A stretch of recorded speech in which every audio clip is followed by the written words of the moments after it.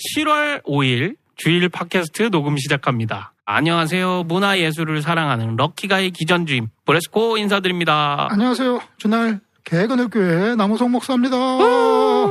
저희가 라이브 스트리밍과 유튜브 업로드 진행을 계획하고 실행했었는데 네. 이게 라이브 환경이나 기술적인 문제가 좀 있어가지고 일단 중단하기로 결정을 했고요. 네. 팟캐스트 방송 녹음처럼 녹음 편집해서 업로드를 이제 진행하기로 변경을 했고 이번 달부터는 그렇게 할 수 있도록 조치하도록 하겠습니다. 네. 지난달부터 아주 더워지면서 일찍 찾아오는 여름이 익숙해지는 것 같으면서도 너무 힘들었는데 그래요. 7월인 이번 달에는 이제 복날이 찾아오는 무시무시한 여름이 될 텐데요. 일하면서도 더위에 축축 늘어지고 피로감이 너무 많아가지고 좀 힘들게 지내고 있습니다. 맞아. 저도 그래요. 요즘에 저는 이제 에어컨 바람 싫어하니까 그냥 실내에서 선풍기 약하게 틀고 있는데 그러니까 내가 어디 바깥에 뛰는 거 아니거든요. 뭐 햇빛 햇빛 나는 데서 뭐 걷는 것도 아닌데 실내에 있어도 미량의 땀이 나오죠. 계속 나오는 거예요. 그러니까. 조금씩. 에어컨 안 틀면. 그래서 퇴근해서 집에 가면은 잠깐만 나 오늘 아무것도 안 해놓고 그냥 사무실에만 있었는데 왜 이렇게 찝찝하지? 그래서 샤워를 하게 돼. 그러죠, 아무것도 안 하고 실내만 있어도. 그러니까요. 곧 장마가 또 이제 올 예정이라서 그러게요. 날도 이제 이미 좀 습해진 게 느껴져요. 막 끈적끈적하고 막 정말 저는 여름에 또 약해가지고 괴로운데 하여튼 참 뭐 잘 지내봐야죠. 이번 그래요, 여름도 뭐 별 수 없죠. 지난달에는 많은 영화를 보면서 시간을 보냈고 토이스토리 5를 지난화에서 말씀드렸듯이 개봉해서 보고 왔는데 5편부터는 확실히 좀 새로운 토이스토리 시리즈 챕터가 시작된 좀 느낌이 있었고요. 네. 사실 토이스토리 3에서는 앤디와의 작별을 했었고 그리고 4편에서는 우디와의 작별을 이제 관객들이랑 가졌다 보니까 당연한 수순이기도 했고 어린 시절부터 봐온 토이스토리의 오랜 팬으로서 이번 시리즈는 좀 기존작을 기대하며 보기에는 좀 부족함이 있었고 제가 알던 토이스토리는 이미 4에서 끝났다. 4편에서 끝냈다라는 후기와 함께 아쉬움도 있었습니다. 뭐 이를테면 주라기 공원 시리즈도 리부트되면서 아주 다른 작품이 되었고 스타워즈 시리즈도 그 조지 루카스 감독의 6부작까지만 인정하는 팬들분들이 있고 그렇듯이 구시대와 신시대의 어쩔 수 없는 그 시리즈의 경계와 한계가 느껴질 수밖에 없었는데요. 그래도 이번 그 5편에서는 기존 장난감들과 모바일 패드라는 디지털 기기와의 대결 구도가 조금 흥미로웠습니다. 아날로그와 디지털의 경쟁 구도가 그려져가지고 요즘 시대의 아이들의 놀이가 어떻게 변했는지를 담은 작품이기도 했고요. 확실히 20세기와 21세기의 가장 큰 차이점이 아닐까라는 생각이 좀 들었습니다. 뭐 물론 어떤 게 좋은 건지 답을 내릴 수는 없겠지만 20세기를 살아온 세대들에게는 좀 이 변화의 흐름이 너무 막 빠르다 보니까 맞아요. 괜찮을까 하는 걱정과 우려가 많은 게 사실인데요. 개인적으로는 뭐 무조건 한쪽이 낫다라기보다는 적절히 두 방식이 잘 융화되는 것이 중요하겠다고 생각이 들었고요. 뭐든지 균형을 맞추는 것이 진짜 중요하겠다. 제일 그게 좋겠다라는 생각을 하게 됐습니다. 저도 개인적으로 보면은 확실히 스마트폰이 생기고 또 유튜브가 생기고 그러면서 독서량이 줄은 건 맞는 것 같아요. 그렇죠. 아주 많이 달라졌죠. 네, 제가 젊었을 때 좀 책을 많이 읽는 사람이었는데 점점 줄어들더니 요즘에는 정보가 필요할 때 책을 뒤지기보다는 AI한테 물어보니까. 그렇죠. 네? 그래서 그런 사람들이 있더라고요. 내가 책을 샀어. 그러면은 근데 이 책이 이제 신간이에요. 네, 그러면 이거를 PDF로 떠가지고 파일로 AI한테 다 학습시켜. 그냥 줘버리는구나 AI한테. 네, AI한테 줘봐. 그럼 이거 읽어. 그러면 다 읽었습니다. 그러면 그때부터는 이제 이거 요약해. 이 사람 뭐 하는 거야? 여기서 핵심이 뭐야? 그래서 그냥 너무 과제하기가 쉬워진 거죠. 그러네. 네, 요즘엔 그렇게 하더라고요. 그래서 이제 전공자들 신학 전공자들을 보면은 자기 분야의 이제 핵심적인 도서들은 기본적으로 자기 AI한테 다 학습을 시키죠. 네. 필독을 내가 하는 게 아니라 그래서 내가 AI가 하는 거구나. AI가 읽어 책을. 나는 PDF 파일로 만들 뿐이야. 아니 근데 그 PDF 파일 만드는 것도 귀찮지 않아요? 근데 요즘에는 또 기술이 발전해가지고. 그게 또 수월하구나. 그러죠. 원래 이거 책 같은 거 접은 거 펴가지고 사진으로 찰칵 찍으면은 그게 화질로 떨어지고 막 그러잖아요. 그것도 AI가 그냥 다 수정해요. 우와. 예, 그래서 그걸 다 OCR로 떠가지고 다 읽어요. 와. 이야, 지금 뭐 어마무시한 시대가 됐어요. 저도 스마트폰 이제 AI 시대 되면서 독서보다는 아니 그러니까 이거죠. 제가 설교 준비를 하면 여러 가지 주석이나 뭐 참고 자료들 있잖아요. 그렇죠. 그런 게 웬만한 거는 다 저기 인터넷에 떠 있어요. 그러니까 저작권이 보호되는 그 기간이 지난 자료들 같은 경우에는 다 들어가 있거든요. 그건 AI가 이미 학습을 다 끝냈어요. 봤으니까 네. 자료니까. 그러니까 제가 뭐 읽을 필요가 없는 거죠. 그러네. 둥둥 떠다니는 정보인데. AI가 다 아는 거니까. 그런 안타까운 시대. 그러니까요. 이 좀 이상하기도 하고. 그러게요. 아직은 좀 과도기이기도 하다고 좀 생각을 해서. 그러게요. 뭐 그런 그래서 부분들이. 보통 사람들이 AI를 쓴다는 거는 그냥 그 창에다가 프롬프트를 넣는다로 이해를 하는데 네네. 이번에 어떤 친구 취직하려고 네. 이렇게 준비하는 거를 옆에서 지켜봤는데 AI 사용 능력을 중요하게 생각해요.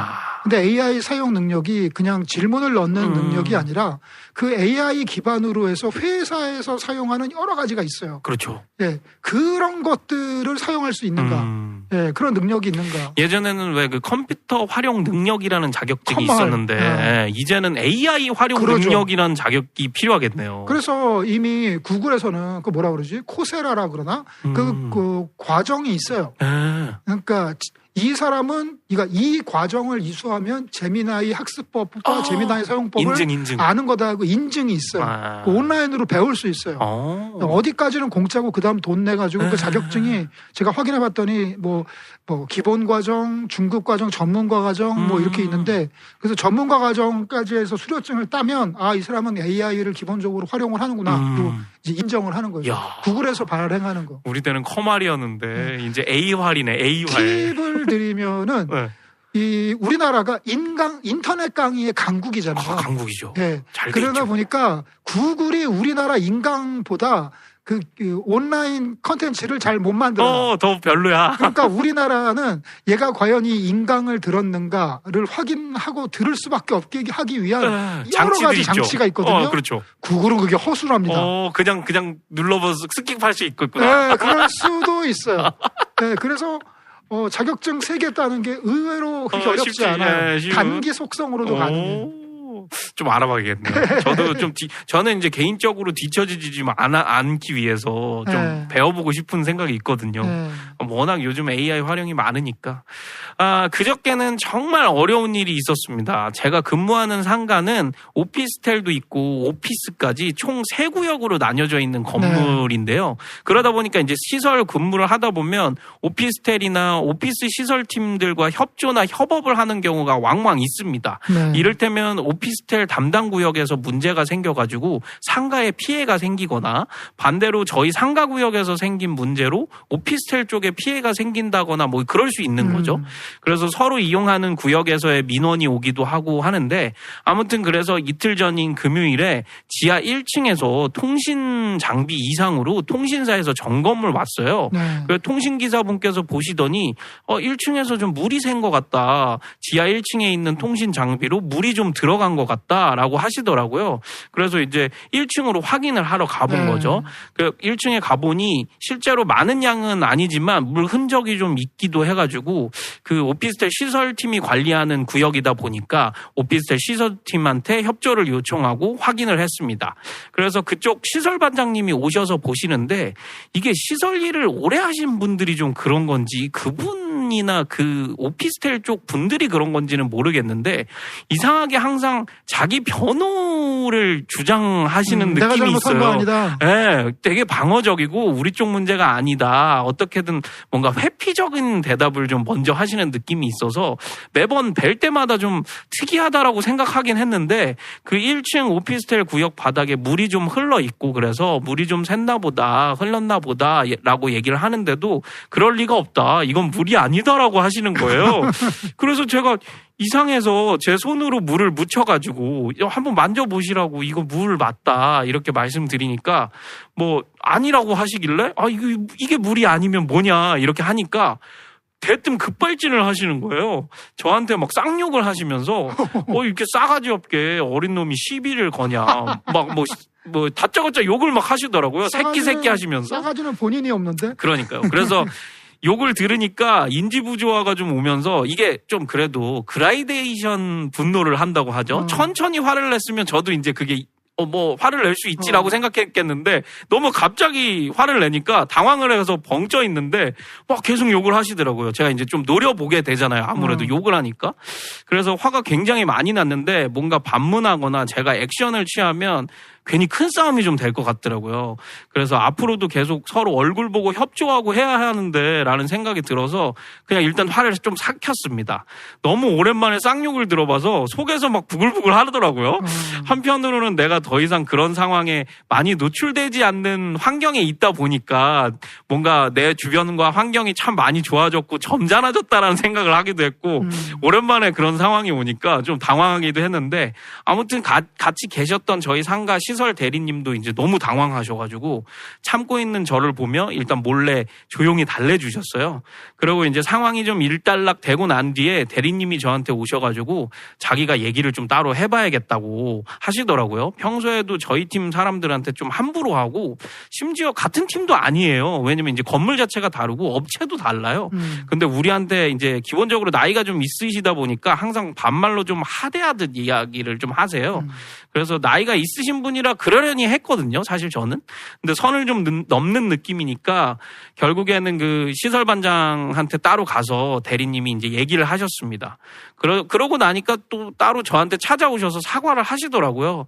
같이 일하는 관계인데 악감정은 없었다. 앞으로 자기가 조심하겠다. 잘 지내자라고 하셨는데 저는 좀 웃겼던 게 악감정이 없는데 왜 그렇게 욕을 했을까? 그것도 의문이긴 하지만 애초에 제가 기대도 안 하게 되는 좀 기분이 있어서 앞에서는 웃으면서 저도 조심할게요. 이렇게 악수도 하긴 했는데 마음이 참 그날 편치가 않더라고요. 이게 진짜 별일 아닌데 큰일로 만드는 분들이 종종 있다는 생각도 들었고 나쁜 생각으로는 진짜 못 배웠다라는 생각이 들기도 했고 이 격이 떨어지는 사람은 정말 되면 안 되겠다라는 생각과 다짐을 하기도 했는데 결국 저도 어린 시절 그리고 그런 때가 있지 않았나? 그럴 수 있을까봐 나도 그런 적이 있지 않나? 하면서 저를 되돌아보게 되는 시간도 됐어요. 같이 일하시는 분들이 이제 저한테 잘 참았다고, 너무 잘했다고 위로와 격려를 해주셨는데, 또 한편으로는 참는 게 참 비참하게 느껴지기도 하더라고요. 내 성질은 없나? 지 성질만 있나? 하면서 이제, 나도 성질 부릴 수 있는데, 내가 이렇게까지 해야 하나? 별일 아니면서도 괜히 그런 기분이 들 때가 있었는데, 그래도 올해 집사도 됐고, 나의 격을 떨어뜨릴 순 없지 하는 생각이 들기도 했습니다. 옳은 선택을 한 것에 대한 뿌듯함도 또 생기고 했는데 그런 혼란스러운 하루를 뭔가 보낸 것에 비해 마지막에는 결국 또 회개하게 되더라고요. 반면교사 삼아서 나를 저렇게 추하게 만들면 안 되겠다라는 생각과 그분도 좋은 방향으로 살아가길 바라보기도 하기도 했고요. 그리고 오늘 또 마침 예배에 그런 비슷한 주제와 내용들이 있었어요. 그래서 오늘 설교가 또 나에게 또 참 큰 도움이 되는구나라는 생각을 하면서 그런 시간을 보냈습니다. 저희 교회 주소지이면서 제 사무실이면서 우리 교회 평일 모임 하는 공간이 있잖아요. 윈윈발전소. 전에 그 3층짜리 건물의 1층에 있었는데 그래서 같은 건물에 있는 사람이 2층에 세입자 두 가구와 3층의 주인집. 그래서 갈등 이런 게 있을 법한 대상은 우리 그 3층 주인집 정도밖에 없었고 한 10년 있다 보니까 그 옆에 건물 주인하고도 살짝 뭐가 있었어요. 그게 뭐냐면은 저희가 에어컨을 켜잖아요. 그러면 에어컨 실외기가 있잖아요. 그렇죠. 그러면은 이제 실외기에서 더운 바람이 바깥으로 나가겠죠. 소리도 나고. 그러면 그 옆 건물에 그 저희 실외기 옆을 지나는 사람들은 그 바람을 쐬겠죠. 그렇죠. 맞을 수밖에 없죠. 네. 근데 거기가 주차장이에요. 사람이 다니는 길이 아니에요. 주차장인데 거기가 지하가 있어서 지하도 그 임대를 하거든요. 그 사람이 저희 그 실외기 바람을 맞을 수도 있겠죠. 그렇죠.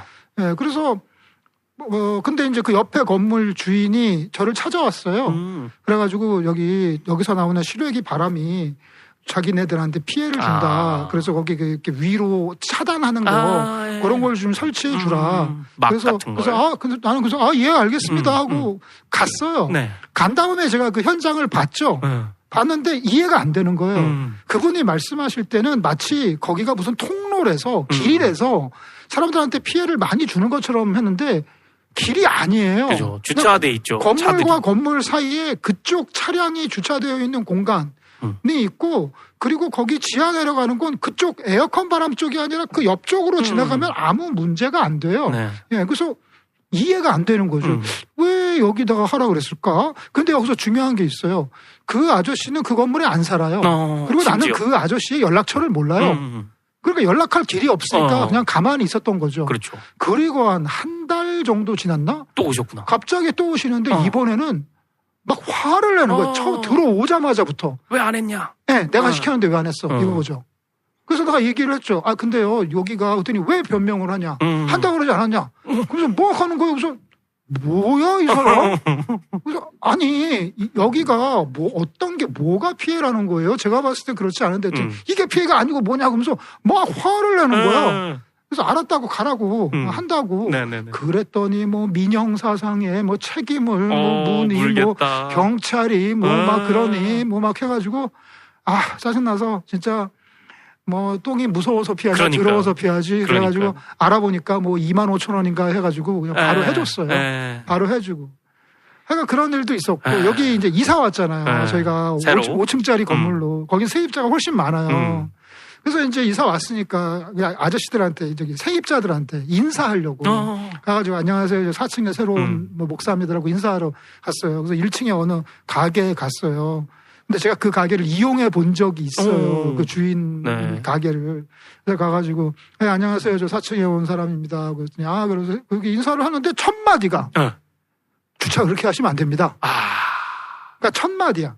그러니까 물론 할 수 있는 이야기라고 생각을 해요. 그렇죠. 그러니까 이사 오셨군요. 반가워요. 근데 제가 뭐 하나 좀 알려드리면 여기 뒤에 주차하실 때 이런 거 주의하시면 얼마든지 그렇게 얘기할 수도 그렇죠. 있는데 인사하고 인사도 하기 전에 첫 마디가 그 파란색 봉고차죠. 그래서 그 차를 그러면 어떻게? 이게 첫 마디야. 사람 얼굴 만났는데. 그러니까. 그래서 저희가 차가 뭐가 어떻게 잘못됐는데, 그렇게 되면 안 돼. 뭐 막 그러는 거야. 그래서 나이도 많아요. 주로 보이면 나이 많은 사람이 그래요. 그러니까요. 그래서, 하고 그냥 나왔죠. 그래서 뭘 얘기하는지를 이해를 했어요. 이게 차가 이게 2대 주차되는 거니까 이게 잘 되라는 얘기구나. 그래서 이해를 했어요. 그럼 말하면 되는 식으로 화를 내. 그리고 나서 또 한 몇 주가 지났어요. 이게 주차장으로 나가는데 그 아저씨가 서 있어요. 또 화를 내. 그래서 화를 내. 그래서 뭐가요? 어디? 그 뒤가 저희 그 1층 주차장이 내리막이에요. 그래서 주차를 하려면 후진으로 주차를 하면 오르막으로 뒤로 올라와야 돼요. 그렇죠, 그렇죠. 근데 거기가 오르막이 이게 턱이 있어서 붕 하면은 까딱 잘못하면 건물에 뒤가 닿아요. 그럴 수 있죠. 그래서 거기에 못 넘어가게 바퀴에 차단기가 되어 있는데 제가 옛날에 초보 때 너무 엑셀을 세게 밟아서 차단기도 넘어가 본 적이 있어요. 조심조심하게 이렇게 되는데 앞에가 삐져나온다는 거예요. 너무 더 집어넣어라. 더 집어넣어라. 앞에가 삐져나온다. 앞에가 삐져나오면 그 앞에 겹주차를 못한다. 이렇게 말을 하면 되지. 그죠. 여기 차 좀만 더 넣어주세요. 조금 더 넣어주세요. 여기 앞에 한 대 더 겹주차해도 돼서요. 그러면은 내하고 친절하게 아무 문제 없는 걸 이걸 차를 왜 이렇게 돼가지고 그냥 뒤로 막 그런 거서. 아니, 좀 짜증나가지고. 무조건 싸우자는 거야. 무조건 싸우자는 거야. 일단 소리부터 싸우자는 지르고 봐. 그래가지고, 이거 어떡하지? 그래서 알겠다고. 그랬어. 그리고 나서 이제 저희도 이사 온 지 몇 달 됐잖아요. 그리고 이제 발견을 했어요. 그 사람은 나쁜 사람이 아니에요. 그 사람은 저를 미워하는 사람이 아니에요. 다만, 그런 식의 의사소통으로 살아왔어요. 그렇죠. 그게 익숙한 거죠. 그게 익숙해요. 친절이 뭔지 몰라. 근데 친절이 있어. 그 자기 안에. 집에 오는 손님한테는 친절해. 왜냐면 나한테 돈 주니까. 그렇지. 그러니까 이거죠. 분노 장애라는 게 질병이냐 아니냐에 대한 논란이 있어요. 어떤 사람은 분노 조절 장애는 질병으로 봐야 된다. 그런 주장이 있고 거기에 반대하는 사람은 뭐라 그러냐면 이건 이거는 이거 질병이 아니다. 이거 싸가지가 없는 거다. 그렇죠, 그렇죠. 그래서 왜 그러냐? 그런데 예를 들어서 마동석 앞에서는 마동석 못한다. 앞에서 분노 조절 장애가 나오는 사람 본 적이 있냐? 몸에 문심이 있는 깍두기 거대한 아저씨 앞에서 분노 조절을 못하는 사람 없다. 다 그렇죠. 분노 조절 너무 잘한다. 그렇죠. 지가 맞을 것 같으니까. 만만하니까, 그렇죠. 여자니까, 자기보다 약하다고 생각하니까 그렇죠. 그런 거다. 이거는 조 맞아야 된다. 이런 거 패야 된다. 막 그러잖아요. 네. 그러니까 제가 봤을 땐 그래요. 우리 나이 든 세대, 저를 저 포함해서 윗세대가 기본적으로 군부 독재 시대입니다. 네. 폭력의 시대예요. 그렇죠. 가부장의 시대고 그때는 학교 다닐 때 오늘은 몇 대 맞을까? 항상 모든 거는 다 폭력이에요. 그렇죠. 선생님도 폭력, 친구도 폭력, 아버지도 부모님, 폭력, 네. 어머니도 폭력, 폭력의 세계예요. 그렇죠. 그리고 남녀 불평등, 여성을 향한 폭력, 완전히 그 폭력의 야만적인 시대예요. 그렇죠. 그래서 그게 몸에 배 있어. 그러니까. 그래서 내 또래 나 정도 나이만 돼도 이제 세상이 바뀌었구나. 더 이상 그렇게 하면 안 되는구나가 되는데 내 윗세대 분들 중에선 그게 안 되는 분들이 많아요. 아직 힘든. 아직 새 시대에 적응을 그죠. 못했어요. 오랜 시간 그렇게 살아왔으니까. 그래서 보통 보면 9시 뉴스에 보면 뭐 이렇게 폭력 사건 나고 살인 사건 나는 거 보면 그것과 관련된 게 되게 많아요. 뭐 누가 나 쳐다봤다고 무시했다고 그러니까 방금 같은 상황에도 브레스코한테 그 사람이 이렇게 무례하게 했을 때 브레스코가 좀 승깔 있고 그런 사람이라면 밀치기라도 그렇죠. 해서 그러면은 진짜 폭력 사태가 나올 수도 있는 거 아니에요? 맞아요. 그러면은 이게 결국 브레스코가 유치장에 앉아가지고 그렇죠. 내가 왜 이걸 했을까 후회를 하게 될 거예요. 그렇죠. 그러니 그게 잘한 거죠. 참은 게. 그죠. 그래서 오죽했으면 요즘에 사적 복수 대행 업체가 존재를 해요. 대신 해드립니다. 네, 그래서 아파트 동호수 알려주시면 그 앞에 똥 뿌려드립니다. 와. 40만 원. 세상에. 그리고 뭔지 알아요? 명함을 남겨요. 네. 복수하고 싶으면 연락 주세요. 오. 그래가지고 A라는 사람이 B라는 사람한테 대행 업체에 껴서 복수를 해. 똥을 뿌려. 네. 그러면 B 업체가 저도 해주세요. 좀 싸게 해드릴게요. 그 사이에서 그 폭력 복수 대행 업체가 있어요. 세상에. 진짜로 있어요.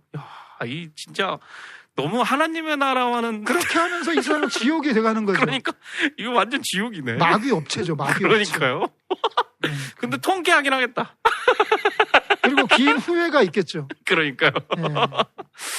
아무튼 그렇고요. 제가 참여하고 있는 주날개 그늘교회 독서 모임에서 새로운 책을 시작했습니다. 이번 도서는 기독교 서적이 아니라서 그 일반 소설 김혜란 작가의 안녕이라 그랬어인데요. 단편 소설 모음집이에요. 저는 수록된 3편까지 정도 읽었는데 정말 너무너무 재밌게 읽고 있고요. 인생 작가를 만난 느낌이랄까? 예전에는 좋아하는 작가 있냐라는 물음에 사실 제가 뭐 문학소년도 아니고 책을 적지 않게 읽었다지만 또 많이 읽었다고 하긴 또 애매하고 문학을 사랑하는 그런 사람은 아니기 때문에 그냥 뭐 무라카미 하루키 정도 좋아해 뭐 이런 대답을 했던 것 같은데 이제는 좋아하는 작가가 누구냐고 물어보면 고작 한 권에 단 3편만을 읽었을 뿐인데 무조건 김혜란 작가라고 할 것 같습니다. 이게 가장 신작이고 해서 김혜란 작가를 몰랐던 저처럼 모르시는 분들이 혹시라도 계신다면 정말 강추드리고요. 좋은 작가의 글들을 볼 때는 뭔가 이런 특징이 있는 것 같은데 우리말이 되게 자랑스러워져요. 그죠. 네, 우리말이 너무 좋고 우리말이 이렇게 아름답구나. 어떻게 이런 표현이 가능할까? 어렵고 전문적인 어휘, 막 고급 어휘라서 그런 게 아니라 그냥 그 평범한 말이 너무 기품 있고 고급스럽고 아름답게 느껴질 때가 있는 것 같은데 그런 특징이 여실히 느껴졌습니다. 이 책의 단 3편만으로 작가의 고급스러운 글체와 독자를 부담 없이 배려하려는 그 디테일이 느껴져서 굉장히 엘레강스하게 느껴졌고요.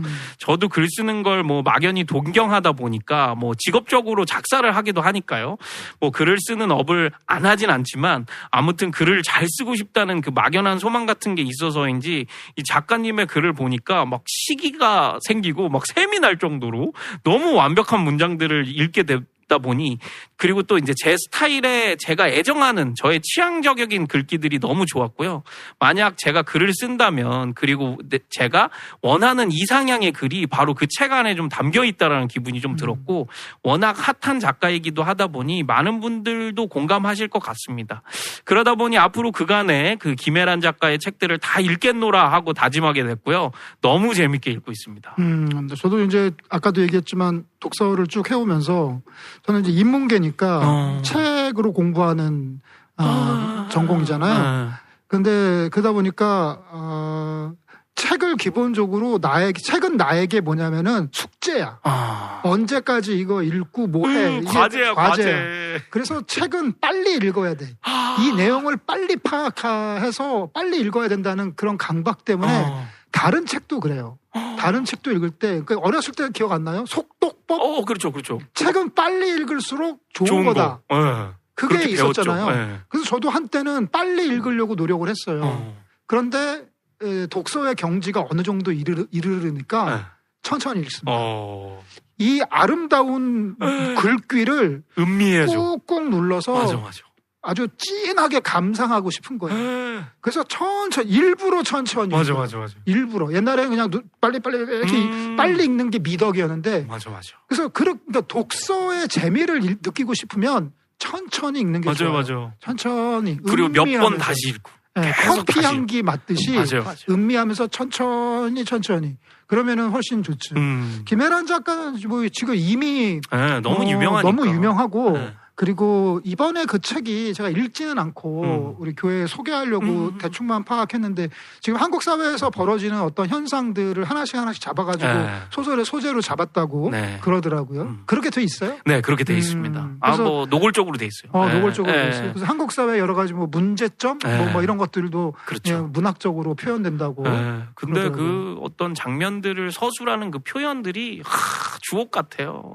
그래서 너무너무 감동하면서 보고 있고 그래서 저도 너무 만족스러운 페이지는 막 한 10번을 다시 읽었던 것 같아요. 너무 좋아서 다음 챕터로 넘어가지 못하고 이 너무 글이 너무 좋다 그러면서 한 10번을 다시 읽을 정도로 아주 좋았습니다. 목사님은 어떠셨습니까? 저는 지난주에 뭐 많은 일이 있었는데 일단은 그 월간 목회라는 잡지가 있어요. 목사님들이 보는 잡지죠. 역사가 오래됐어요. 제가 어렸을 때도 그 책을 읽었으니까. 엄청 오래됐네요. 그러니까 아버지가 목회하실 때 그 책을 정기 구독하셨고 그 책이 오면은 이제 저도 읽었어요. 그냥 애가 읽는 거야. 월간 목회를. 그냥 재미로. 근데 거기에 전문적인 내용은 재미가 없으니까 소설, 시, 수필 그런 게 들어가요. 그런 것도 좋아해서 읽었는데 이제 세월이 흘러서 제가 거기에 글을 쓰게 됐네요. 근데 이게 벌써 2번째예요. 이야. 그래서 저희 교회 그러니까 지금 우리 브레스코드 운영위원회 하고 있지만 우리 교회 운영위원회에 대해서 그러니까 이 교회가 어떻게 운영되는지 어떤 회의하고 어떤 조직 뭐 이런 거에 대해서 글 써달라 그래가지고 막 8월호에 실릴 것 같고요. 미국에서 손님이 왔어요. 저랑 미국에서 같이 공부하던 친구가 미국의 대학의 교수가 됐어요. 그래서 학생들을 데리고 한국에 방문하는데 이번에는 또 어떤 프로젝트 때문에 또 방문을 해가지고 연남동. 그 친구는 이제 잘 몰라. 미국 한국에 이제 자주 오긴 하지만 연남동이 이렇게 바뀌었는지 몰랐지. 저도 오랜만에 이제 연남동 가가지고 소개하는 재미가 있으셨겠네요. 그죠. 그날 또 하필이면 비가 왔어. 분위기 더 좋아. 비 오는 연남동 분위기 좋고. 근데 제가 가서 이번에 느낀 거 있어요. 그게 뭐냐면은 연남동의 가게들이 몇 가지 종류로 나뉘는데 일단 비싼 집, 싼 집이 있어. 비싼 집은 아주 고퀄의 음식을 비싸게 팔아요. 그 이해가 가. 근데 이제 싼 집이 있어. 싼 집은 일단 분위기를 아주 멋있게 만들어. 돈 많이 안 들여. 빈티지. 주로 그런 데가 빈티지. 그렇죠. 좀 이렇게 인더스트리얼하고 노출 막 이렇게 되고 조명도 어둑하고 분위기, 음악. 그렇죠. 그리고 소품. 돈 많이 안 들어. 소품 그거 인형 같은 거 뭐 이렇게 그렇죠. 소품 같은 거 걸어 놓고 그렇게 해서 한 다음에 요리 음식들이 그렇게 퀄리티가 좋지가 않아요. 그러면서 그게 비싸면은 열받지. 그렇죠. 그러면서 싸. 그냥 분위기로. 그러지. 분위기로 가는. 그러니까 어차피 니네 연남동에 밥 먹으러 오는 거 아니잖아. 사진 찍으러 오는 거잖아. 그래서 놀러 오는 거잖아, 그냥. 그러니까 우리 사진 찍을 수 있는 분위기 여기 있고 인스타에 그리고 올려. 얘 돈 많이 없으니까 좀만 내. 그렇지, 그 대신 우리도 아주 좋은 음식을 주진 못해. 그 대신 사진 찍으면 예쁘게 나와. 그런 가게들이 많더라고요. 요즘 젊은 층들의 주머니가 이제 얇아지다 보니까 오히려 그 첫 번째 가게들은 좀 있긴 있지만 이게 많이는 없고 주로 애들이 많이 가는 데들은 다 그런 데더라고요. 네. 많은 돈 안 들이면서 연남동을 즐길 수 있는 그렇죠. 그런 분위기를 받습니다. 그리고 저는 제가 있는 교회개혁 실천인데 서 이제 일할 간사 면접관으로 들어갔었어요. 네, 그래서 우리 직원 한 분이 육아 휴직을 쓰셔가지고 네, 새로운 그때만 네. 육아 휴직 기간에만 일하실 분을 이제 모셔가지고 네, 그렇죠. 1년 계약으로 해가지고 모셔서 이제 면접을 이제 받고 지난주에 유튜브에서 재밌는 걸 봤어요. 네. 15야라는 채널 알죠? 네, 채널 15야. 네, 채널 15야. 그 에그이즈 커뮤. 네. 거기서 이번에 새로운 컨텐츠를 시작을 했는데 그게 뭐냐면은 나영석 대 신희 PD. 그러니까요. 막내 PD. 막내 PD. 그래서 나영석은 종이와 볼펜으로 기획을 하고 막내 PD는 제미나이 AI로 기획을 그러니까요. 하고. 그래서 첫 번째 결과물이 나왔어요. 그래서 봐서 이제 누가 만들었는지 몰라. 근데 느낌은 오죠. 그죠. 느낌은 오죠. 네. 근데 거기 보면은 카리나가 나오는데 카리나가 이제 그 차원을 넘어가는. 네. 그래서 자기가 21살 때의 연습생 때의 자기로 변해. 그래서 그러니까 어느 카페에 들어갔는데 거기서 그렇게 차원이 변했다고 설정을 한 거죠. 예.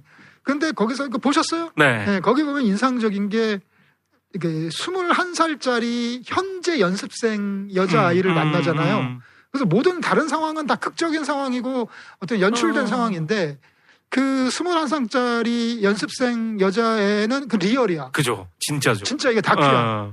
근데 거기서 서로 대화를 나누는데 되게 진지하게 26살의 선배로서 딱 해주고 근데 거기서 좀 감동이 있더라고요. 저도 좀 느꼈어요. 느꼈지. 이거 나영석이 만들었다. 그러니까.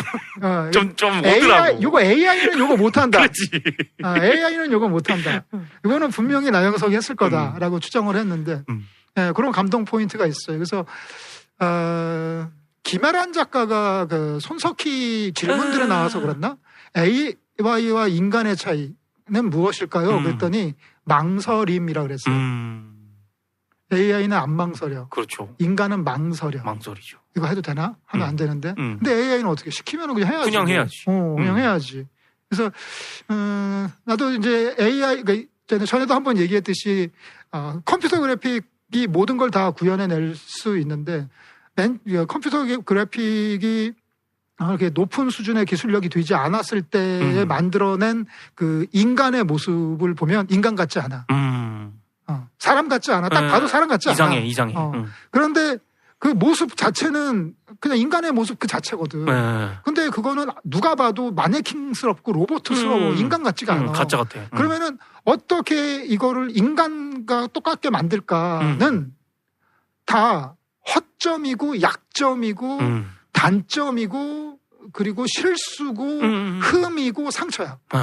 그러니까 사람을 그러니까 그 성형외과 의사가 얼굴에 모든 점을 빼고 완벽하게 주름을 다 펼 수 있지. 네. 근데 우리는 그 모습을 보면서 예쁘다고 생각 안 하죠. 이상하다고 생각해. 네, 이상하다고 생각하죠. 너 성형했니? 그렇지. 라고 얘기해. 그래서 요즘에 진짜 성형은 자연스러워야 돼. 근데 그 자연스러움, 그게 인간다움인데. 그렇죠. 그건 뭐냐면은 여기 주름살 있고, 여기 점 있고, 여기 나 어렸을 때 부딪혀서 긁힌 상처 조금 남아있고, 이거거든. 흠. 망설임. 그렇죠. 망설임. 그렇죠. 그래서 이 AI 보이스도 요즘엔 텍스트 주면은 AI가 다 읽어주잖아. 네, 잘할 다 수 있는 해주죠. 거잖아. 네. 근데 그게 다 실수야. 흠이 있는 거죠. 흠이 있는 거야. 그래서 인간다움은 그 자체로 보다 흠이 있는 거다. 흠이다. 부족함, 연약함. 그게 나를 만드는 거다. 그러니까요. 뭐 그런 거죠. 재밌습니다. 하여튼 AI 때문에 할 얘기가 참 많아요. 많아요. 요즘에 뭐 사람들만 만나면 죄다 AI 얘기하고 있어요. 그러니까요. 좋습니다. 설교 뒤풀이 시간입니다. 목사님께서 오늘 설교 말씀 살짝 요약해 주시죠. 오늘 말씀의 제목은 낙타에게 물을 주는 사람이에요. 창세기 24장이고요.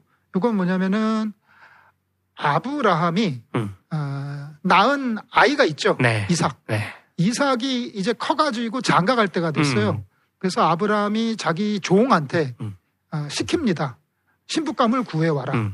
예, 시켜요. 그래서 그 아브라함의 종이 신부감, 즉 리브가를 어떻게 데리고 왔는가, 어떤 조건의 사람을 데리고 왔는가. 네. 이게 이제 오늘의 이야기예요. 그렇죠. 우리가 오늘 요즘에 이제 인생 살다 보면은 사람을 선택해야 되는 상황들이 생겨요. 일단 나의 배우자를 선택해야 되고, 직장에서 보면은 내가 주인이라면 종업원을 선택해야 되고, 알바. 내가 교수라면 학생을 선택해야 되고, 뭐 그러잖아요. 그래서 우리가 사람을 선택하는 기준이 뭐냐. 하나님은 과연 어떤 기준으로 사람을 선택하실까. 하나님이 좋아하시는 사람은 어떤 사람일까. 그런 거죠. 그래서 배경 설명은 아까 말씀드렸어요. 아브라함이 종에게 이삭의 신부감을 찾아오라고 지시를 합니다. 근데 여기서 중요한 게 있어요. 가나안으로 가지 말고 내 고향으로 가라. 그래요. 네. 아브라함의 고향이 어디야? 아브라함이 그 갈대아 우르에서 왔는데 거기는 고향이 아니에요. 거긴 떠나온 곳이고 네. 가다가 중간 기착지가 있어. 하란이라고. 아버지 데라가 갈대아 우르에서 나와서 가나안으로 온 게 아니라 하란에서 멈췄어요. 네네. 그때 하나님이 하란에 있는 아브라함한테 가가지고 너 가나안으로 가나안으로 가라 그런 거거든요. 근데 아브라함만 내려왔지 다른 사람들은 거기 살아요. 그렇죠. 거기가 고향인 본가죠, 거지. 본가. 네, 본가. 그래서 그 고향으로 가라 그랬어요. 그래서 그 얘기를 듣자마자 종이 어떻게 하면 준비를 합니다. 근데 여기서 흥미로운 게 이제 오늘 핵심인데 낙타 10마리를 데리고 가요. 그 목적은 뭐냐면은 짐을 실어야 돼. 그죠. 그 짐에 뭐가 담겨 있냐면은 신부 쪽에 줄 선물을 가지고 갑니다. 길을 떠나요. 그래서 그 성에 도착을 해요. 도착했을 때는 해가 뉘역뉘역 질 때, 저녁 때예요. 그때가 언제냐면은 사람들이 야외 활동을 시작할 때예요. 아, 이제 해가 떨어지니까. 네, 이때 그 지역은요 너무너무 더워서 사막처럼 낮 시간에는 외부 활동을 못 해요. 그렇지. 오히려 해가 떨어져야 외부 활동을 해요. 우리는 한여름에 무지 더울 때 생각해 그죠. 보시면 돼요. 안 나가잖아요. 그래서 뭐 할 일 있으면 오전에 해결하거나 그렇죠. 아니면은 밤에 질 때 해결하잖아요. 그런 거예요. 해가 뉘엿뉘엿 지니까 여인들이 물을 길러 나와요. 사람이 물 안 먹으면 못 살잖아요. 그죠. 그런데 낮에는 물 길러 가는 게 너무 힘들어. 그러니까 더우니까. 저녁에 물을 길어요. 근데 거기서 이제 낙타를 옆에다 데리고 그 아브라함의 종이 딱 기다립니다. 내가 그 데려갈 그 아가씨. 주로 그 물 떠오러 가는 건 아가씨가 하거든요. 그래서 거기서 하나님한테 기도를 해요. 오늘 일이 잘 되게 해주세요. 아브라함에게 은총을 베풀어 주세요. 그러면서 이런 얘기를 합니다. 하나님, 제가 여기 오는 어떤 아가씨한테 저한테 물을 달라고 할 거예요. 저한테 물 한 잔 주시겠어요? 이렇게 얘기하면은 네, 알겠어요 하면서 동시에 저 낙타들도 목이 말라 보이네요. 낙타들한테도 물을 줄게요. 라고 말하는 여자가 있으면 이 여자가 하나님께서 점 찍으신 여자로 알겠다. 약간 거예요. 시그널이죠. 그렇죠. 신호. 네. 근데 그 의미가 뭘까? 일단 첫 번째, 나그네를 보살피는 사람인가? 그러니까 이게 되게 중요해요. 왜 가나안으로 가라고 하지 않고 고향으로 가라고 했을까? 가나안 문화에는 나그네를 돌보는 문화가 없어요. 약자를 돌보는 문화가 없어요. 나그네는 공격 대상이에요. 이방인. 예. 그래서 옛날에 소돔과 고모라가 멸망할 때 보면 그쵸. 이방인을 학대했다가 멸망당하잖아요. 그래서 첫 번째 나그네를 보살피나. 그리고 또 하나는 뭐냐면 내가 물 달라고 그랬지 낙타한테 먹을 물 달라고 한 건 아니거든요. 그렇죠. 그러니까 내가 요구한 것까지만 해주면 탈락이야. 더 해야 돼. 내가 요구한 것보다 더 해줘야 돼. 근데 이게 낙타잖아. 낙타는 사람이 아니에요. 연약한 동물이에요. 예. 이런 연약한 동물의 갈증도 불쌍히 여길 수 있나? 그런 사람. 그래서 평소에 이 사람 성품을 알 수 있다. 그렇죠.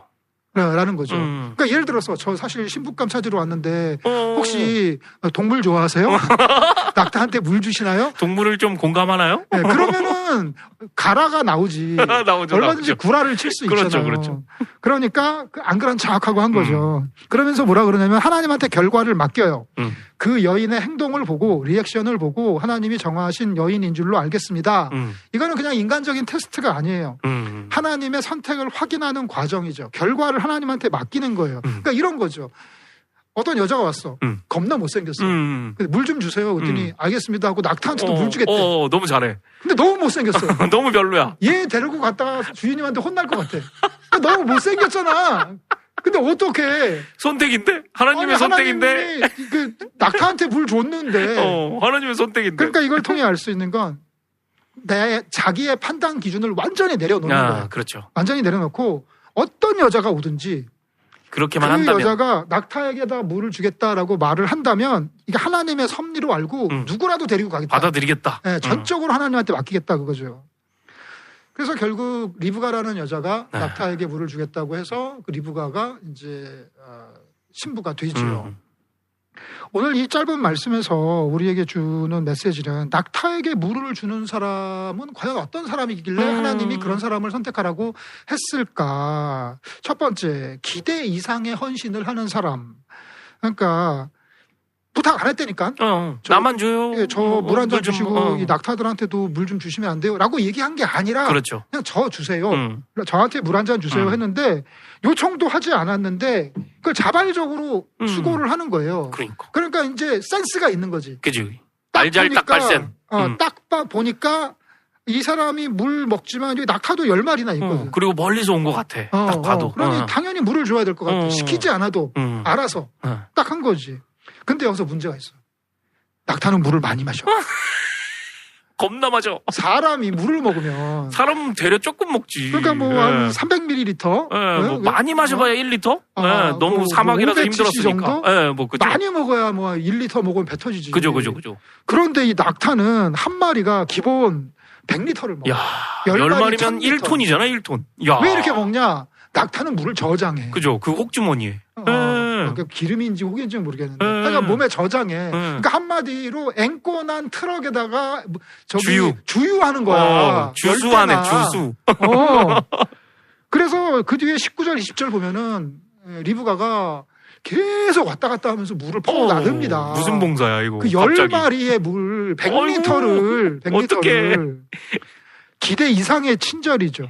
나그네가 요구한 건 작은 거예요. 작은 친절이에요. 근데 그걸 뛰어넘었어. 그렇죠. 그때 우리는 어떻게 되냐? 감동이라는 걸 합니다. 그렇죠. 아니 내가 이 정도만 요구했는데 이렇게까지? 감사합니다. 고마워라. 그래서 이 사람 되게 좋은 사람이다. 그런 상황인 거죠. 눈물 나죠. 기대 이상의 헌신을 하는 사람이 낙타에게 물을 주는 사람이고, 두 번째는 약한 존재의 필요를 채워주는 사람이에요. 그러니까 이거죠. 나 어저께 나그네가 물 달라 그래서 물 줬다? 그러면은 칭찬을 받아요. 그렇죠. 왜냐면 이거 하나님의 율법에 있거든. 네. 그런데 나 낙타한테 물 줬다? 그러면 왜 그랬니? 야, 뭐 모세가 낙타한테 물 주라 그랬니? 아무도 안 알아줘. 안 해도 돼. 안 해도 돼. 그런데 이 리브가는 아주 세밀한 관찰력이 있었던 거죠. 그 옆에서 이제 물을 떠다 줬어. 그랬더니 감사합니다 하면서 나그네가 물을 마셔. 근데 그 옆에 보니까 헐떡이고 있는 10마리의 낙타를 본 거야. 얘네들은 멀리서 왔을 텐데 얼마나 힘들었을까, 얼마나 목마를까. 그러면서 그 고통에 공감한 거죠. 그렇죠. 동물의 고통까지 공감을 한 거야. 그러려면은 그 동물을 바라보는 그 따뜻한 시선, 영적인 민감성을 소유하고 있다는 거죠. 그래서 이 약자에 대한 공감 능력이 있었어요. 이 낙타는요, 고맙다는 말을 못해요. 그러니까 사람은 아유 감사합니다. 아유 훌륭하십니다. 제가 뭐라도 갚을까요? 뭐 이게 되는데 낙타는 먹고 그냥 끝이야. 히 하고 지나가는 거야. 그렇지. 내가 돌려받을 수 있는 게 없어. 보상, 대가를 내가 받을 게 없어. 그렇죠. 그런데 주는 거야. 그래서 낙타에게 물 주는 사람은 기대 이상의 헌신을 하는 사람, 약한 존재의 필요를 채워주는 사람, 세 번째는 일상에서 항상 준비된 사람이야. 습관처럼. 그러지. 그러니까 아, 잠깐만. 내가 보아하니까 이 사람 아브라함의 그 아들 이삭 그 집안의 종이야. 아, 내가 이 사람한테 친절을 베풀면은 여기에 시집을 갈 수 있겠네. 오, 낙타까지 물 주면은 나 합격이네. 이렇게 된 게 아니라는 그렇죠, 거지. 그렇죠. 그냥 평소의 삶이야. 원래 그래. 평소에 원래 동물 지나가고 뭐 하면 물도 주고. 우물가에 나갔다가 누가 물 달라 그러면 주고 동물들도 물 주고 그러던 일상의 성품이야. 늘 그렇죠. 하던 거야. 근데 결정적인 순간에 그것이 발견이 된 거죠. 그렇죠. 그러니까 일종의 리브가는 어떤 숨겨진 보석과 같은 존재였어요. 그냥 시골 우물가에서 묵묵히 매일매일 그 지루하고 따분하고 어려운 일을 계속 성실하게 했던 거죠. 어떤 화려한 무대가 아니라. 그래서 여기서 이게 중요한데요. 일상의 성실함과 하나님의 계획이 딱 크로스가 되는 겁니다. 정확한 타이밍에. 네. 네. 여기 하나님의 계획이 딱 지나가고 여기 그냥 나의 일상의 그냥 평범한 성실한 삶이었는데 여기 딱 만난 거예요. 그래서 이 평범한 시골의 처녀가 바로 아브라함의 아들 이삭의 아들 야곱을 낳는 그 하나님의 위대한 구원의 역사. 이어져 예수 그리스도까지 이어지는 그 위대한 구원의 역사의 주역으로 그러니까요. 격상되었다는 거죠. 외국인들이 그래요. 우리나라의 특징이 정이래요. 정. 정. 네, 정. 근데 옛날엔 그랬던 것 같아요. 근데 요즘에 우리나라에 정이 있나? 많이. 옛날에 초코파이 광고할 때까지는 있었던 것 같아요. 말하지 않아도 알아. 정이 있었던 것 같아요. 근데 지금 정이라는 게 있는가? 아닌 것 같아요. 우리 주변에 보면 교회는 열심히 다녀. 근데 일상 속에서 너무 불친절한 사람이야.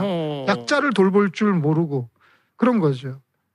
근데 그런 사람들한테 하나님이 지금 말씀하십니다. 너도 리브가처럼 낙타에게 물을 주는 사람이 되어라. 어떻게 우리가 가정에서 직장에서 사회에서 낙타에게 물을 주는 사람이 될까? 첫 번째, 기대 이상의 친절을 베풀자. 보면은 요즘 세상은 딱 최소한의 의무만 채우는 삶 속에 살고 있는 것 같아요. 직장 생활을 해도 그러니까 그런 논쟁이 있잖아요. 출근 시간은 과연 몇 시인가? 9시 출근 시간이라는 건 무엇을 의미하는가? 맞아, 옛날 그 꼰대 마인드는 한 30분 전. 30분 전에 와야 돼. 그렇지. 청소 다 하고 준비도 하고 물 다 마시고 커피도 마시고 그렇죠. 9시부터 땡 업무 시작이야. 그렇죠. 근데 요즘 애들은 9시는 까지 회사 1층 로비 통과. 출입구 통과. 출입구 거기 그러니까 내 자리까지도 아니고 내 회사에 이름표 띡 찍는 게 9시 전이냐 후냐. 그 마인드인 거지. 그래서 저 딴 건 모르겠고 제가 요즘에 그런 MZ 세대를 이해하고 이해 못하고 이 문제가 아니라 저 학교 다닐 때 공부 잘하는 애들은 미리미리 와서 책상에 앉아 있습니다. 예습하고 있죠. 네. 공부 못하는 애들은 지각 그 커트라인을 간신히 넘습니다. 심지어 넘겨요. 시간도. 그런 애들은 대체적으로 성적이 안 좋습니다. 네. 그래서 요즘에는 이 최소 의무만 간신히 채우는 삶이 너무 많은 것 같아요. 그러네요. 그리고 누구한테 요청 받으면 딱 요청 받은 것만 해. 맞아요. 그 이상은 내가 왜 해? 내가 월급도 받는 것도 아닌데. 그렇죠. 맞아. 그래서 누가 뭐라 그러면 그거 제 일 아닌데요. 선을 딱 거. 그게 아니라 제가 뭐 도와드릴 건 없을까요? 먼저 손 내미는 연습. 네, 비포어 서비스, 애프터 서비스가 아니라 비포어 서비스. 미리. 그러니까 제가 설교 시간에도 얘기했지만 제가 잘 가던 닭곰탕집이 있어요. 거기에 특징은 뭐냐면 김치가 맛있어. 근데 그렇잖아요. 닭곰탕 같은 거 그런 데 맛있잖아요. 중요하잖아요. 겉절인데 되게 맛있어. 그런데 보통 사람이 김치가 떨어질랑 말랑 그러면 물론 우리나라는 반찬이 무료니까. 미필이죠. 무료니까. 그런데도 불구하고 일하시는 분 바쁠 텐데 약간 뭐 이런 거 있잖아요. 잘 못 불러요. 그런데 그 가게는 김치가 떨어질 것 같으면 김치 더 드릴까요? 오는 거예요. 미리미리. 그래서 그때 바닥에 앉아서 밥을 먹는 식당이었는데 거기 사장님이 딱 서서 김치그릇 들고 손님들 식사하는 걸 딱 내려다보다가 김치가 떨어질 것 같다 그러면 딱 와가지고 김치 더 드릴까요? 그래서 드리는데 물론 거기 닭곰탕이 맛있고 김치도 맛있어요. 그렇지만 제가 지금까지도 기억이 나서 이렇게 얘기하는 건 그 비포어 서비스예요. 그러니까. 어떻게 알았지? 야, 이 사람은 손님의 그 입맛만 헤아리는 게 아니라 마음까지 헤아리는구나. 사실 이게 어떻게 보면은 이 세상에서 호구되는 것 같지만 사실 이게 세상에서 이 일반 비즈니스 사회에서도 성공하는 비결이라는 거죠. 그렇죠. 그래서 우리는 사람들한테 대접받는 것에는 관심이 많아요. 그렇지만 대접하는 데는 무관심합니다. 누군가 나한테 큰 이익을 챙겨줄 수 있을 것 같은 사람한테는 친절하고 사바사바하고 손바닥 비비고 하지만 나한테 이익을 줄 수 없는 것 같은 사람한테는 무시를 하죠. 이런 사람 보고 두 글자로 옛날 어르신들이 뭐라고 그랬냐면 속물이라고 했습니다. 그렇죠. 이런 속물 같은 놈이라고 얘기하는데 이거 안 됩니다. 요즘은 그게 당연해졌어요. 예수님이 그랬어요. 모든 사람에게 죽게 하듯 하라고. 주님 모든 사람이 하나님이라고 생각하고 하라고 그랬던 거죠. 기대 이상의 친절을 베풀자. 두 번째, 말 못하는 낙타를 발견하자. 보면요. 누군가 나한테 저 좀 도와주시겠어요? 라고 말하면 그 사람은 덜 약자예요. 진짜 약자는 나한테 도와주세요라고 말도 못해요. 말할 힘도 없어. 말하기 힘들어요. 그러니까 외롭게 살아가는 독거노인들이나 아니면 낯선 환경에서 힘든 노동 현장에서 일하는 외국인 노동자들이나 뭐 이런 사람들 그리고 또 노조도 만들 수 없는 그런 노동자들은 그 친절의 대가를 줄 수가 없어요. 예. 근데 그거 알죠?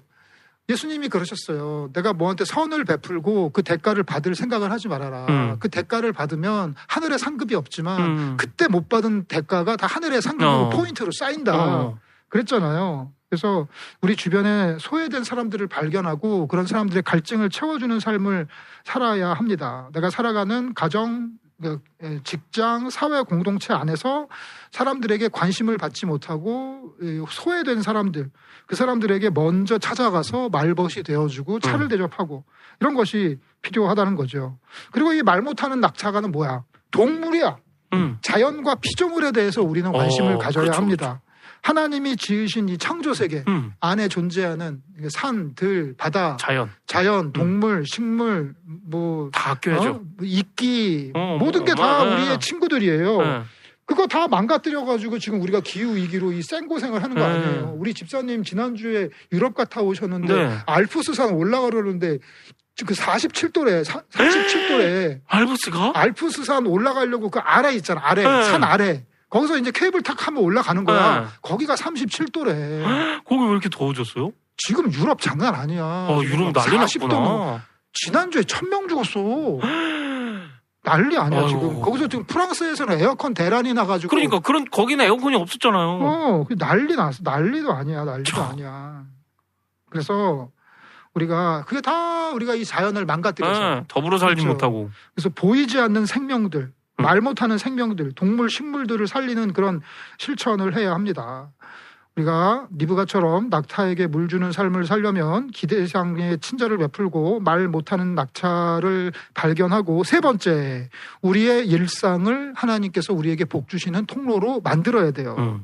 일상이 예배입니다. 우리가 반복되는 이 일상이 하나님이 보시는 면접장이에요. 그러니까. 옛날 이제 저도 이제 회사에 취직하려고 많이 이제 면접을 가보면 면접자 대기실이 있습니다. 예. 그 면접자 대기실에 인사과 직원이 면접자인 것처럼 앉아 있습니다. 스파이네, 스파이. 네. 그래서 그 면접자들에게 어떤 상황을 줘요.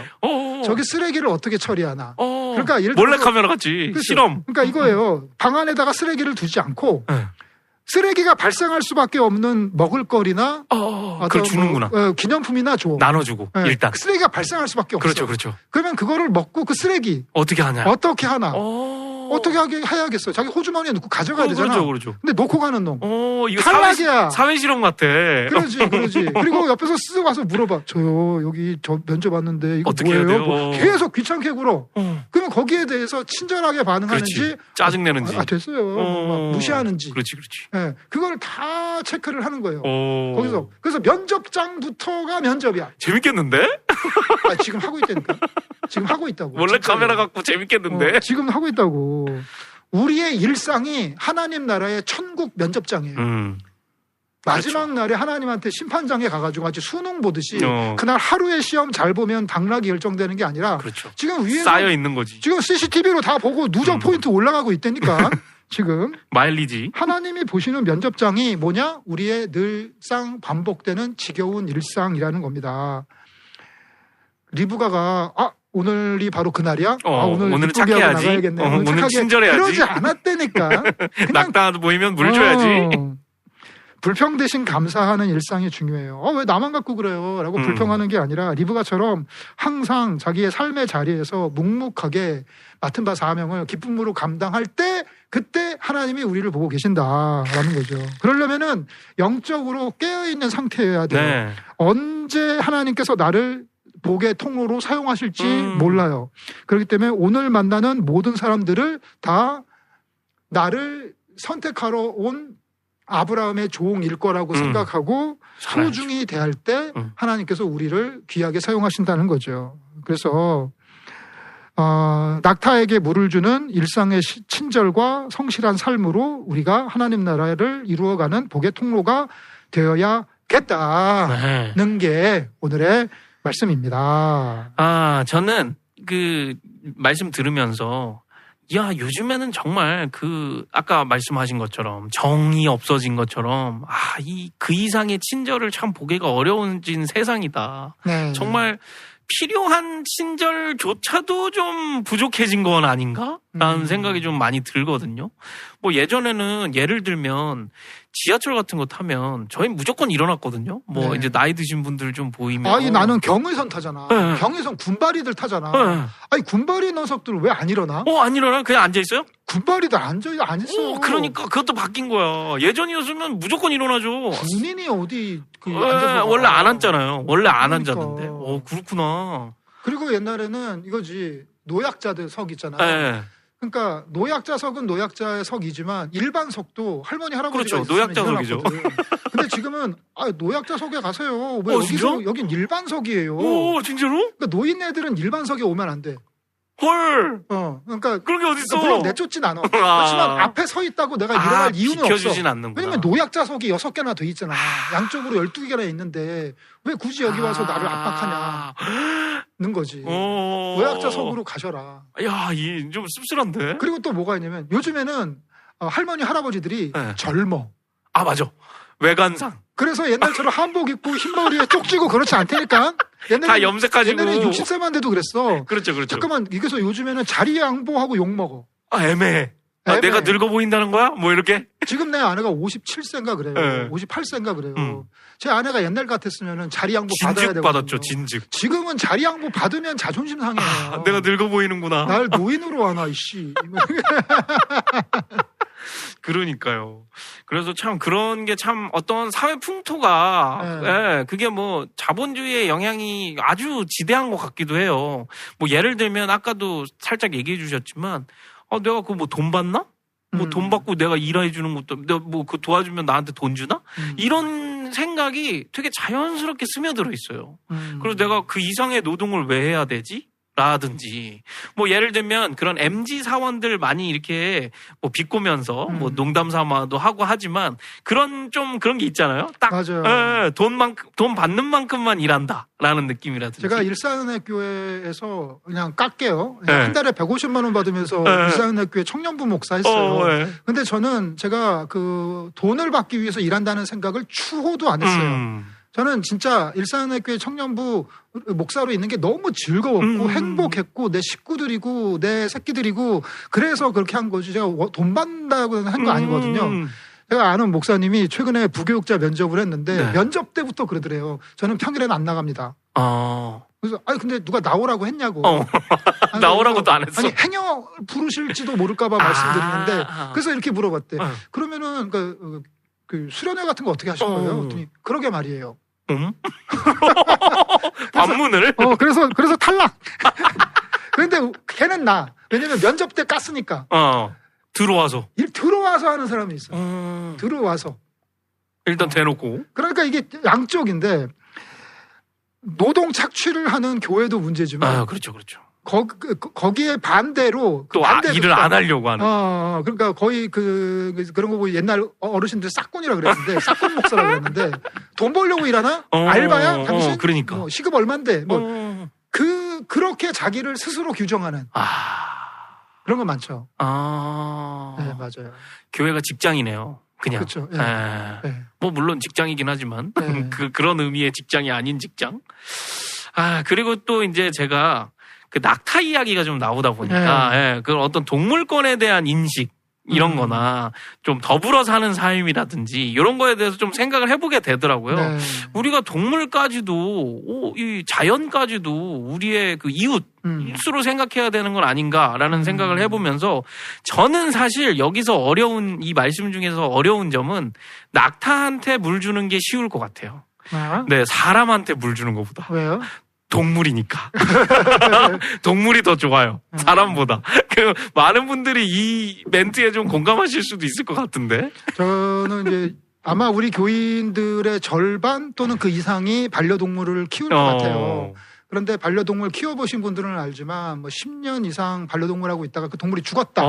끔찍하죠. 그러면은 거의 내 사랑하는 자녀가 죽은 것 같은 똑같죠. 그런 충격에 빠져요. 맞아요. 그러면은 이제 봐봐, 내가 목사야.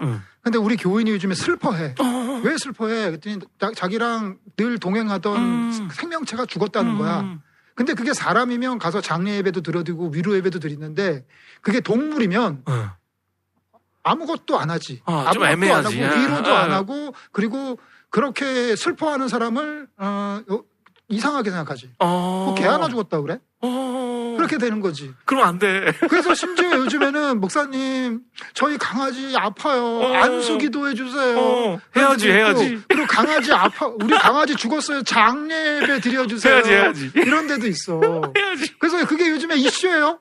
한국 교회. 그러겠네. 그래서 지금 보면은 이제 그 1년에 한 번씩 교회에서 반려동물 데리고 와라. 그래서 개한테 축복 기도를 합니다. 우와. 반려동물의 날. 반려동물 축복식을 하는 교회가 있습니다. 재밌다. 우리 교회는 그 정도는 아니고 몇 년 전에 했던 거는 야외 예배 때 반려동물 데리고 오자. 산책 같이 와라. 그래서 네가 개구나. 왜냐면은 그 사람들 교인들 모여가지고 뭐 자기 근황 얘기할 때 우리 뽀삐가 아파서 그런 얘기해요. 그죠. 그러면 네가 뽀삐구나. 그렇지. 그런 거죠. 주인공이구나. 이 친구구나.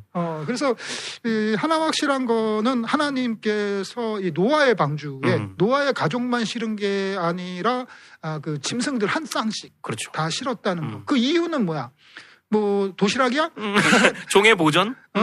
그래야 인간이 살 수 있으니까. 식물은 왜 안 해? 그러니까. 그러니까 이게 노아 방주가 구원 그 자체를 상징하잖아요. 네. 그렇기 때문에 동물도 구원의 대상 아니냐. 전에 우리 녹음할 때 한번 팟캐스트 했었죠.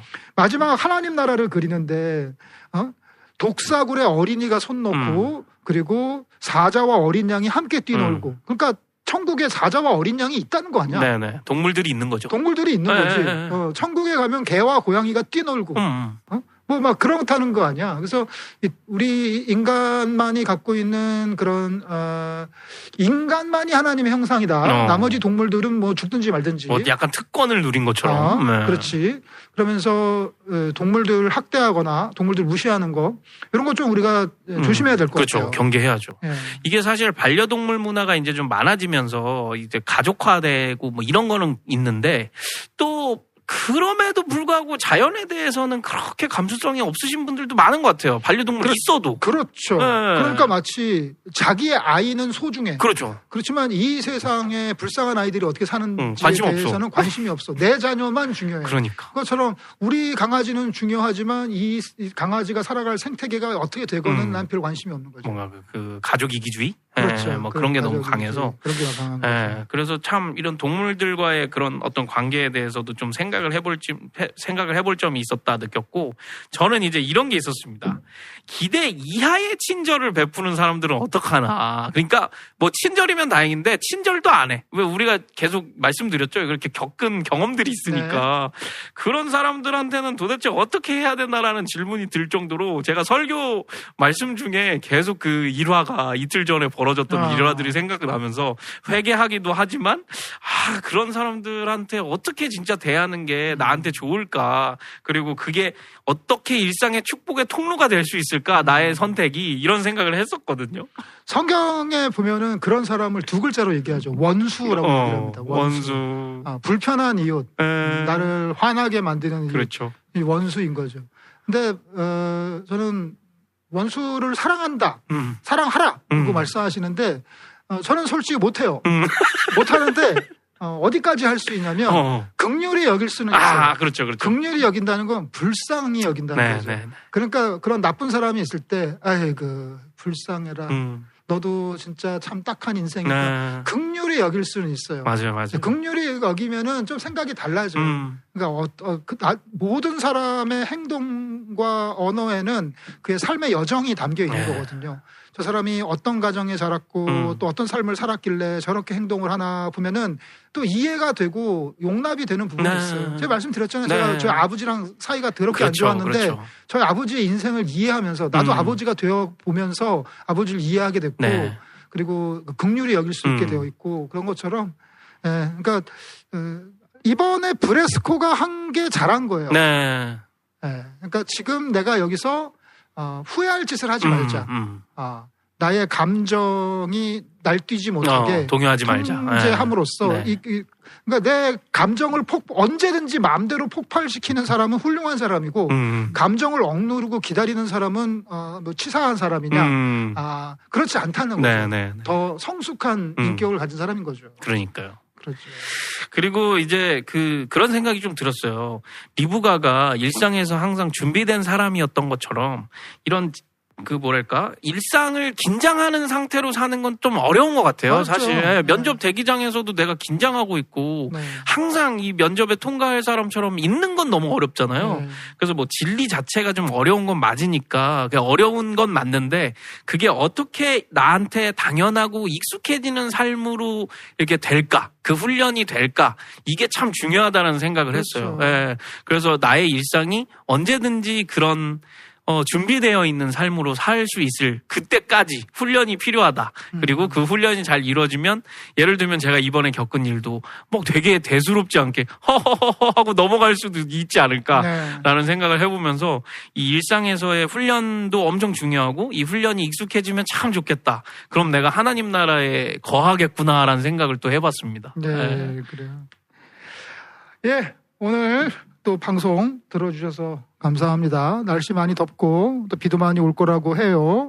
이럴 때일수록 환경은 축축하고 뜨겁지만 우리 또 하나님 말씀 보면서 마음만은 상쾌한 여름이 됐으면 좋겠습니다. 청취해 주신 여러분 감사합니다. 다음 주 이 시간에 또 뵙겠습니다.